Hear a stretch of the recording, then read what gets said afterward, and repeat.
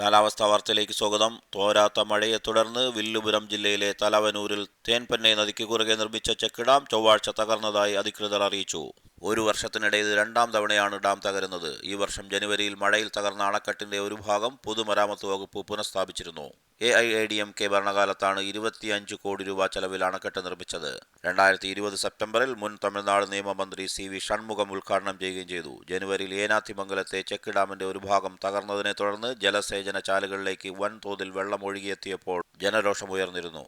തമിഴ്നാട് ഉന്നത വിദ്യാഭ്യാസ മന്ത്രി K. പൊന്മുടിയും ജില്ലാ കളക്ടർ D. മോഹനും മറ്റു ഉദ്യോഗസ്ഥരും സംഭവസ്ഥലം സന്ദർശിച്ചു. പിന്നീട് മാധ്യമപ്രവർത്തകരോട് സംസാരിച്ച പൊന്മുടി പറഞ്ഞത്, ഒരു വർഷം മുമ്പ് AIADMK ഭരണകാലത്താണ് തലവനൂർ ചെക്ക് ഡാം നിർമ്മിച്ചത്. 15 കോടി രൂപ ചെലവിൽ ഡാം നവീകരിക്കാൻ നിർദ്ദേശം നൽകിയിട്ടുണ്ടെന്നും പൊന്മുടി കൂട്ടിച്ചേർത്തു. ചൊവ്വാഴ്ച പുലർച്ചെയാണ് സംഭവമെന്ന് ജില്ലാ കളക്ടർ മോഹൻ മാധ്യമങ്ങളോട് പറഞ്ഞു. 2021 ജനുവരിയിൽ കടലൂർ ഭാഗത്തെ ചെക്ക് ഡാമിന്റെ ഒരു ഭാഗം തകർന്നു.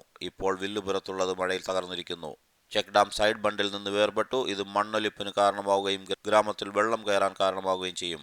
മണ്ണൊലിപ്പ് തടയുന്നതിനും ജലം സംരക്ഷിക്കുന്നതിനുമുള്ള നടപടികളാണ് ഇപ്പോൾ നടന്നുകൊണ്ടിരിക്കുന്നത്. അധിക ജലം പുറത്തേക്ക് വിടാനും കഴിയും. ഇതാണ് ഇപ്പോഴത്തെ പ്ലാനെന്നും അദ്ദേഹം കൂട്ടിച്ചേർത്തു.